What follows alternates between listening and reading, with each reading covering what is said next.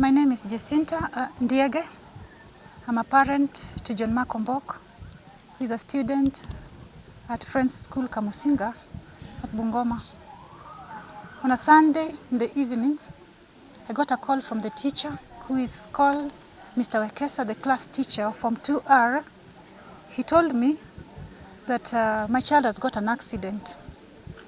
I asked him that what has happened. Then he told me that your child fell in a septic tank. I told him, how did it happen?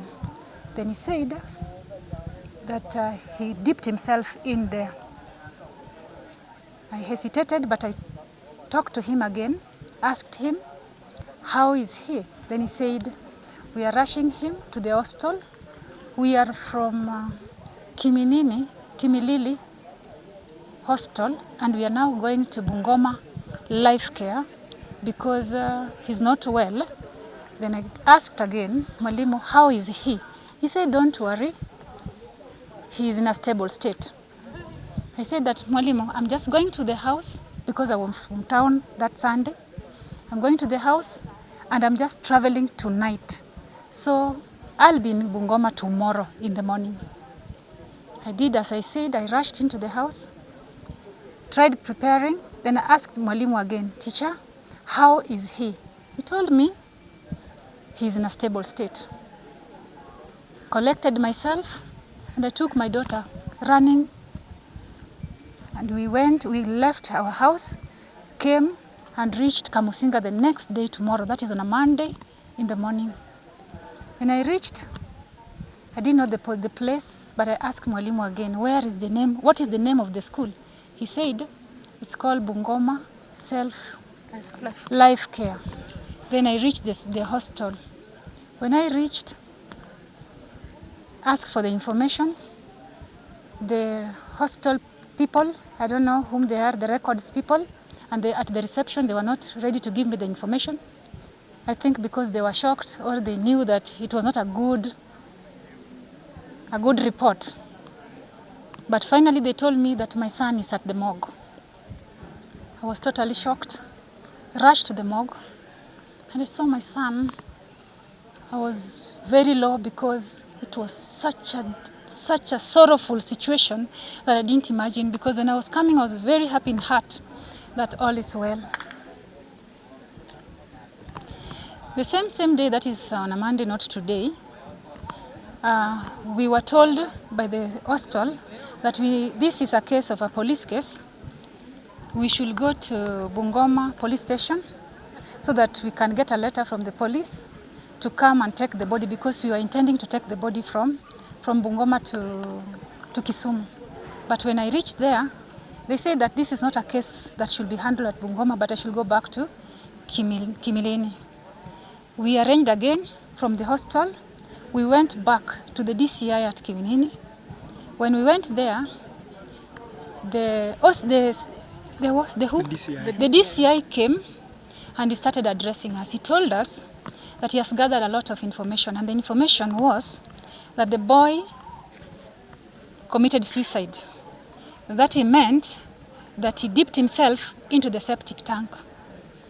To me, I didn't believe as a parent because I know my child. When he was leaving, going to school, he talked to me and he told me, Mom, this time I'm going to change, I'm going to do my best, and I will succeed in life. So I had the hope in life that my boy is going to do his best and all is well with him. I didn't accept this, the issue of the child committing suicide. But I told him that, yes, you are saying this, but how can I tell that the children were tuned by the teachers to say this? Yes, they told me, yes, let us go to the scene. When we went to the scene, we were addressed by the deputy teacher. I don't know his name. I can't remember. He told us the story. The story was that the boy dipped himself in the septic. Yes, I didn't still accept. So we said we are going to the scene, that is by the directive of the DCI. We all went together and we were there. When we reached there, what we saw was terrible. The septic tank is in an open place without a cover. They tried putting some mambatis on top of it, and it was open. Then I asked, how is this? Because I was shocked of the situation. Yes, we saw it. I talked to the head teacher. I told him, head teacher, if this is what you have in this school, I'm a parent and I'm so much disappointed because we are paying school fees, which is about 73,000, when the school fees should be about 50,000 for a national school. And this is what you have for our children. This is a septic that is open, and you're having such a septic for the big school like this. The head teacher was quiet. He didn't talk. We walked off the place from the septic position. Then we converged at a point. We were standing. All the students in school were looking at us skeptically. We were like, why are these students coming all around us? What is not right? I told the team who were there, and I said, there must be something that I don't know, that these children knows, because they don't want to move away from us. There must be something.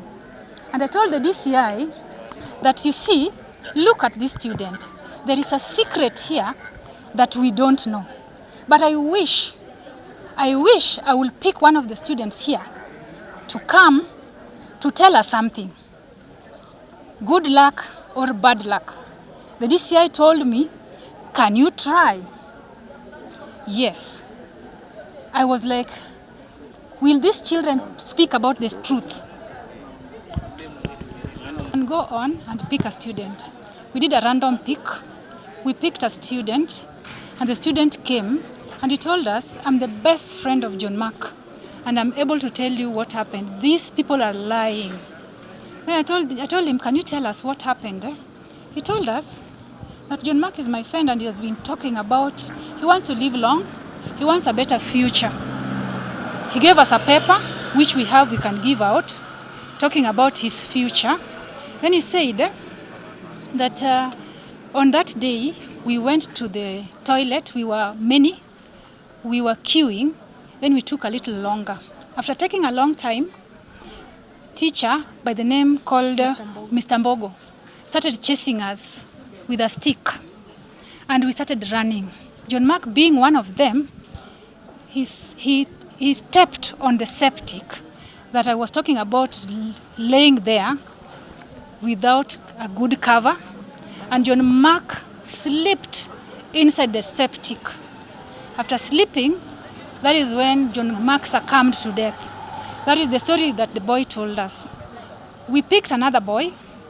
The boy said the same story. He said that John Mark did not commit suicide, and that is what we wanted to tell you, that John Mark slipped into the toilet,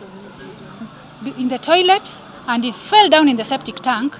We rescued him as students, and that is what happened. John Mark died like that. So to me, I went back.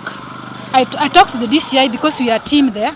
I told them, now see, whatever you are giving is different from what these children are giving. And they are standing before you, and you are telling us what you had collected. Can't you see the truth about it? I told them, now you are here. You are going to lie. I'm not going to allow you to lie. And if you lie, now you know, because you know that I know. The truth is that my son did not commit suicide.